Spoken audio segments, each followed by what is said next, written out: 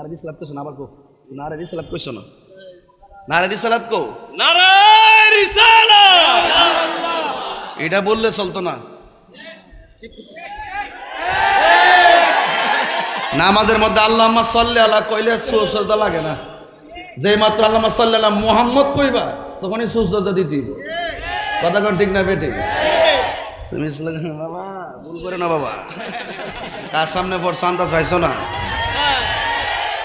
কথা কোন ঠিক না বেটি আর একটা বিয়াদব দেখলাম মুজাফফর বিন মুহসিন আহলে হাদিসের এক খবিস সে বলতেছে কোরআনের মধ্যে যে রুকু আছে রুকু হইল বেদাত এগুলা বলে উঠাইতে হবে সে নাকি নতুন কোরআন লিখতেছে আবার আজকে শুনতেছি লিখতেছে সূরা হাশরের 3 আয়াত তেলাওয়াত করা বলে বেদাত এরা যে বেদাত কারে কয় বেদাতের সংজ্ঞা দেয় না দিয়ে আলি বেদাত বেদাত কয় কয় সূরা হাশরের 3 আয়াত পড়া নাকি বেদাত আমি যদি তারে পাই অক্ষরে ওয়াদা করলাম তার দাঁত ফালাই দেবো দাঁত ফালাই দেবো এই আহলে হাদিস মানে হলো বিনোদন এটা আবারও প্রমাণ হইছে সেই দিনও মসজিদে তারা ফুটবল খেলছে কথা কোন ঠিক না বেটি আমি বারবার বলছি আহলে হাদিস লামাযহাবিরা এই দেশের কোনো ইসলাম প্রিয় মানুষ না এরা হলো ইহুদিদের এজেন্ডা বাস্তবায়ন করতে ইসলামের ভিতরে ফিতনা ঢুকাচ্ছে কথা বলেন ঠিক কিনা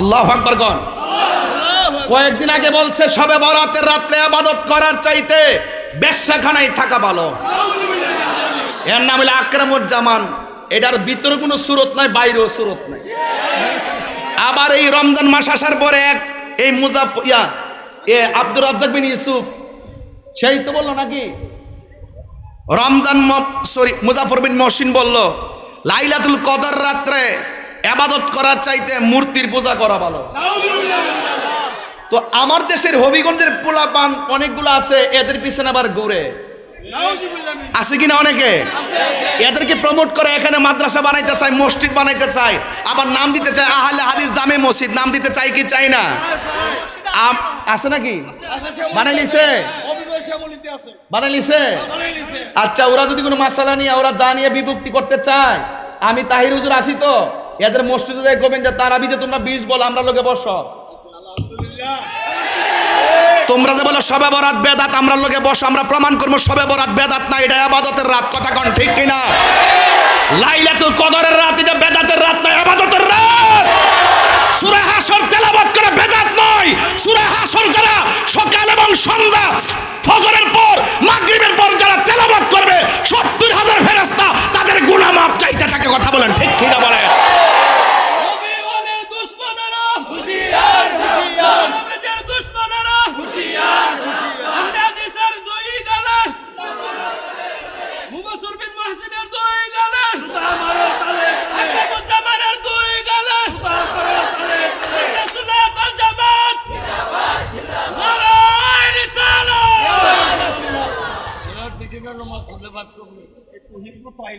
হেরা বিছে নামাজ পড়লে 500 করে দেয় দেখছেন নিয়ম মুরব্বী কিতা কইছে ইহুদিদের এজেন্ট বলে এ দোসো এ বেড়াইত্রি বাচ্চা আছে দিক কই বেশি বড় গলা কথা কইতারে না ঠিক না বেটি এদের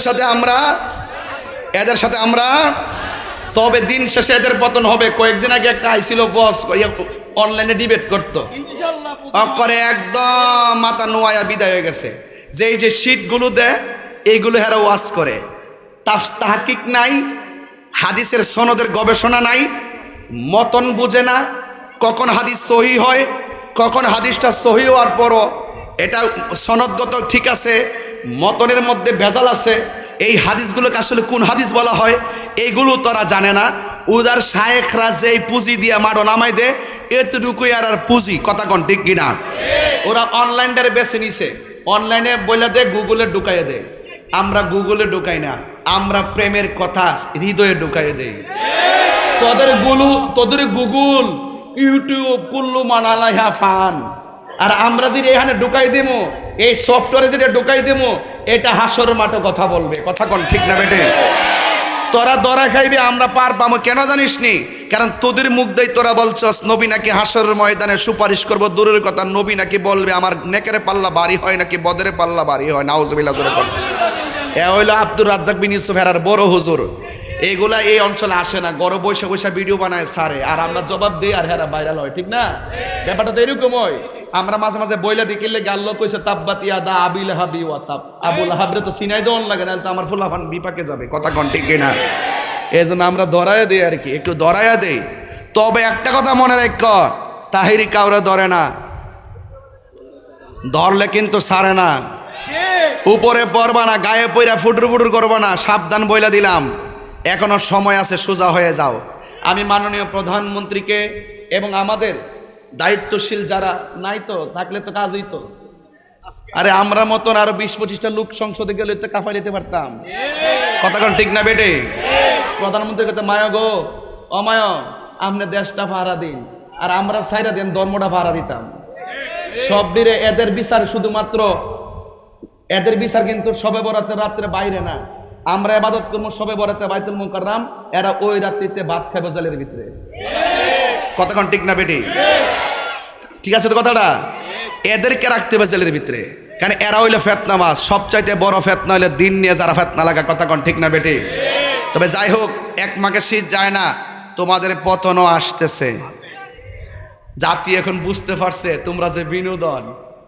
আবার দেখি মসজিদের ভিতরে কয় বাজার জান না, এমনি কালা কাপড় বাইন্দা লাডি হাতুলে এমনি যা, এবং মসজিদের ভিতরে। তাহলে আমি যে কইছি হ্যাঁ আহলে হাদিস মানে বিনোদন, আর 5 বছর আগে এটা প্রমাণ হইছে নি? আবার ফুটবল খেলতেছে, নাউজুবিল্লাহ, এরা মসজিদে বানাইছে স্টেডিয়াম, এদের ভিতরে কিছু আছে নাই।